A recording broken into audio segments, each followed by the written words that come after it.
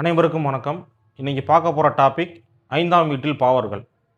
5ஆம் வீடு அப்படிங்கிறது குழந்தையை குறிக்கக்கூடிய பாவகம், அதிர்ஷ்டத்தை குறிக்கக்கூடிய பாவகம், நம்மளுடைய பூர்வ புண்ணிய ஸ்தானம்னு சொல்லக்கூடிய குலதெய்வம்.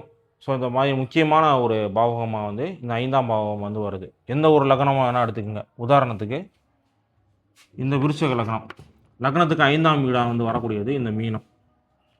இந்த மீனம் வீடு அப்படிங்கிறது அதிபதி யார் வருவார்? இயற்கையிலே ஒரு சுபகிரகமான குரு வருவார். அப்போ இந்த குரு அப்படிங்கிறது 5ஆம் அதிபதி. அப்போ இது நேச்சுரலாக அந்த வீடு காலியாக இருக்குது, இல்லை குரு அங்கேயே இருக்கிறார் அப்படிங்கிறது இப்போ நான் சொன்ன அந்த குழந்தை, அதிர்ஷ்டம், வாழ்க்கையில் அதிர்ஷ்டங்கிறது ரொம்ப முக்கியம். பெரிய உழைப்பு இல்லாமல் முன்னுக்கு வந்துடுவாங்க.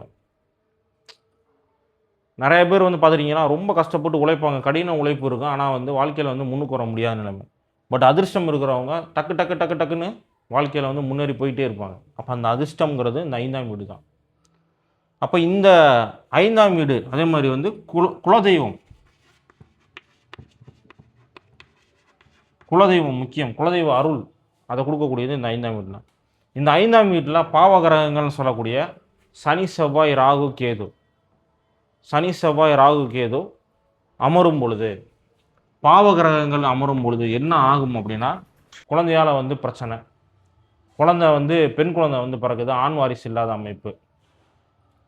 குழந்தை பிறக்கும்போதே ஏதாவது குறையோட பிறக்கக்கூடிய அமைப்பு. அதே மாதிரி அதிர்ஷ்டம் கெடுறது. சொன்ன மாதிரி கடினமாக உழைக்கிறாங்க, ஆனால் அதுக்கான ஊதியமோ அதற்கான ஒரு வெகுமதியே கிடைக்காத அமைப்பு. குலதெய்வ அருள் இல்லாத ஒரு அமைப்பு. எனக்கு குலதெய்வமே எந்த குலதெய்வமும் தெரியாது அப்படின்னு சொல்லக்கூடிய ஆட்கள் இருக்காங்களே அவங்க. அதே மாதிரி நான் நினச்சிக்கிட்டே இருக்கேன் கோயிலுக்கு போகணும், குலசாமி கோயிலுக்கு, ஆனால் நான் அங்கே போக விடவே மாட்டேங்குது, ஏதாவது ஒரு காரிய தடை வந்துக்கிட்டே இருக்குது அப்படிங்கிறவங்க. இது எல்லாமே லக்னத்துக்கு 5ஆம் பாவம் சம்மந்தப்பட்டது. அங்கே பாவகிரகங்கள் இருக்கிறப்ப உங்களோட அதிர்ஷ்டம் அப்படிங்கிறது மெயின் அதிர்ஷ்டம். ஒரு லாட்ரி சீட்டில் பணம் விழுகணுமா, அது கூட உங்களுக்கு அதிர்ஷ்டம் வேணும். அந்த அதிர்ஷ்டங்கிறதா ரொம்ப ரொம்ப முக்கியம். அதுக்கப்புறம் உங்களுக்கு அடுத்த சந்ததி குழந்தை, இது ரெண்டையுமே கெடுக்கும்.